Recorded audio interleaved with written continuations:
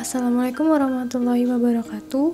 Kami dari kelompok 4 akan mempresentasikan materi yang sudah kami siapkan yang bertentangan dengan konsep manajemen sumber daya manusia pada sebuah perusahaan yang beranggotakan saya, Faira Khairuna Nasution, Krismas Pranata Tarigan, Florencia Mendrova, Rizky Rahmawati, dan Yulia Angelika. Manajemen sumber daya manusia adalah sebuah perusahaan atau organisasi yang fokus pada kegiatan rekrutmen, pengolahan, dan pengarahan untuk orang-orang yang bekerja dalam suatu perusahaan. Manajemen sumber daya manusia juga salah satu faktor penting dalam organisasi perusahaan. Fungsi dari manajemen sumber daya manusia, contohnya seperti perencanaan kebutuhan untuk SDM, penilaian kerja, perbaikan kualitas kerja, dan lingkungan kerja. Selain fungsi manajemen sumber daya manusia, juga terdapat tujuan dan manfaatnya. Yang pertama, tujuan manajemen sumber daya manusia contohnya seperti memberi pertimbangan manajemen dalam membuat kebijakan sumber daya manusia untuk memastikan bahwa perusahaan memiliki karyawan atau pegawai yang memiliki kinerja tinggi. Yang kedua, ada manfaatnya. Contohnya seperti budaya organisasi, perencanaan perubahan, pelatihan, dan pengembangan. Selanjutnya ada pelatihan dan pengembangan sumber daya manusia. Program pelatihan dan pengembangan sumber daya manusia merupakan istilah-istilah yang berhubungan dengan usaha yang diselenggarakan untuk mencapai penguasaan skill, pengetahuan, dan sikap-sikap pegawai atau anggota organisasi. Perbedaan antara pelatihan SDM dan pengembangan SDM yaitu yang pertama, pelatihan SDM merupakan serangkaian kegiatan yang memberikan peluang kepada setiap karyawan untuk mendapatkan dan meningkatkan keterampilan yang berkaitan dengan pekerjaan. Sedangkan pengembangan SDM adalah suatu proses pendidikan jangka panjang yang mempergunakan prosedur sistematis dan terorganisir di mana karyawan manajerial mempelajari pengetahuan konseptual dan teoritis guna mencapai tujuan umum. Tujuan serta manfaat pelatihan dan pengembangan SDM ini berguna untuk meningkatkan keahlian atau skill karyawan yang berkaitan dengan pekerjaan agar kualitas performa mereka meningkat sehingga memberikan manfaat bagi kemajuan perusahaan atau institusi. Selanjutnya ada langkah-langkah pelaksanaan pelatihan dan pengembangan teknik pelatihan.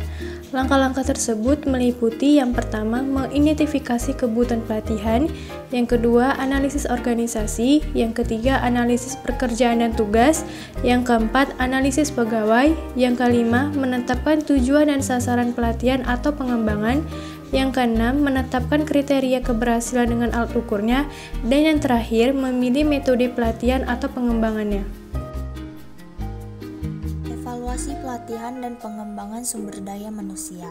Program pelatihan dan pengembangan atau training and development sebagai bagian integral dari proses pengembangan SDM menjadi penting dan strategis dalam mendukung visi dan misi organisasi.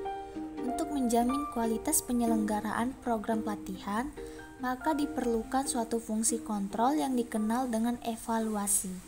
Jadi, evaluasi adalah suatu proses untuk menentukan kemajuan suatu program pelatihan dibandingkan dengan tujuan yang ingin dicapai. Dan evaluasi bertujuan untuk menemukan dan menganalisa informasi mengenai pencapaian tujuan dalam jangka pendek maupun jangka panjang dan mengetahui pengaruh program pelatihan terhadap kinerja hasil implementasinya. Pengertian penilaian kinerja. Penilaian kinerja ini menilai dan mengevaluasi keterampilan, kemampuan, pencapaian, serta pertumbuhan seorang karyawan. Jadi, penilaian kinerja adalah evaluasi sistematis terhadap kinerja karyawan dan untuk memahami kemampuan karyawan tersebut sehingga dapat merencanakan pengembangan karir lebih lanjut bagi karyawan yang bersangkutan. Manfaat penilaian kerja terbagi menjadi dua, yaitu manfaat penilaian kinerja bagi karyawan dan manfaat penilaian kinerja bagi perusahaan. Manfaat penilaian kinerja bagi karyawan yang pertama, karyawan dapat termotivasi untuk lebih baik lagi. Yang kedua, dapat meningkatkan kepuasan kerja. Yang ketiga, terjalin hubungan baik antara karyawan dengan atasan. Yang keempat, karyawan dapat melihat lebih jelas konteks pekerjaannya. Manfaat penilaian kinerja bagi perusahaan yang pertama, adanya komunikasi yang efektif tentang tujuan perusahaan. Yang kedua, dapat meningkatkan rasa kebersamaan. Yang ketiga, mengembangkan kemampuan, keterampilan, dan kemauan para karyawan dalam bekerja. Dan yang keempat, dapat meningkatkan pencapaian tujuan perusahaan. Elemen penilaian kinerja. Elemen kinerja terbagi 3 jenis, yaitu yang pertama, standar performa kinerja. Setiap perusahaan harus memiliki standar performa kinerja yang dapat dijadikan sebagai tolak ukur dalam penilaian kinerja karyawan. Kedua, kriteria manajemen kinerja. Kriteria-kriteria ini dapat dinilai berdasarkan kemampuan pribadi karyawan, hasil atau tujuan yang ingin dicapai, serta aspek perilaku dan etika dari masing-masing karyawan. Ketiga, pengukuran kinerja. Pengukuran kinerja dapat dilakukan dengan menggunakan sistem penilaian atau rating yang relevan. Proses penilaian kinerja. Dalam menerapkan penilaian kinerja, karyawan mempunyai beberapa proses yang harus dilakukan.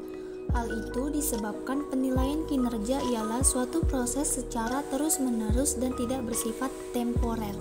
Proses tersebut antara lain sebagai berikut. Pertama, analisis pekerjaan. Kedua, standar kinerja. Dan ketiga, sistem penilaian kinerja. Hambatan dalam penilaian kinerja. Terdapat banyak hambatan-hambatan dalam penilaian kerja. Sebenarnya, penilaian kinerja memudahkan perusahaan atau organisasi mengidentifikasi orang-orang yang akan diimbali karena kinerjanya yang bagus dan unggul. Jadi, dapat disimpulkan bahwa terdapat hambatan-hambatan dalam penilaian kinerja, diantaranya yaitu 1. Bias kemurahan hati, 2. Bias keketatan, 3. Tendensi, 4. Efek halo, 5. Bias penyelia, 6. Resensi, 7. Pengaruh organisasional, 8. Standar evaluasi. Metode penilaian kinerja. Beberapa metode penilaian kinerja yaitu metode penilaian umpan balik 360 derajat, metode skala penilaian, metode insiden kritis, metode esai, metode standar kerja, metode peringkat, metode distribusi dipaksakan, dan metode skala penilaian berjangkar keperilakuan. Contoh studi kasus. Pengembangan sumber daya manusia di Sanggar Kegiatan Belajar Kota Malang. Pengembangan sumber daya manusia merupakan program yang lazim digunakan untuk meningkatkan kualitas dan keberhasilan setiap organisasi, baik pemerintahan maupun perusahaan. Penelitian ini dilaksanakan untuk mengetahui pola pengembangan sumber daya manusia di SKB Kota Malang, khususnya berkenaan dengan macam programnya dan jenis pelatihan yang paling optimal dalam mengembangkan sumber daya manusia di institusi tersebut. Tujuan penelitian ini yaitu mendeskripsikan program-program pengembangan sumber daya manusia di Sanggar Kegiatan Belajar Kota Malang. Mendeskripsikan program-program pelatihan yang paling optimal dalam pengembangan sumber daya manusia di Sanggar Kegiatan Belajar Kota Malang dan mendeskripsikan hasil-hasil pelatihan pengembangan sumber daya manusia ditinjau dari teori NH. Penelitian ini menggunakan pendekatan kualitatif dengan rancangan studi kasus. Data dikumpulkan dengan wawancara, observasi, dan dokumentasi. Sumber datanya adalah Mamong, Belajar, dan Kepala Sanggar Kegiatan Belajar. Hasil penelitian menunjukkan bahwa pengembangan sumber daya manusia di Sanggar Kegiatan Belajar Kota Malang dilaksanakan melalui beberapa macam pelatihan, yaitu pelatihan BIMTEK Tutor Paket B, pelatihan ketatausahaan, in-house training, pelatihan pembinaan pendidik inti PAUD dengan model coaching, dan pelatihan STAR 300. Dari pelatihan-pelatihan tersebut, pelatihan pembinaan pendidik inti PAUD dengan model coaching merupakan program pelatihan yang paling optimal dalam upaya mengembangkan SDM.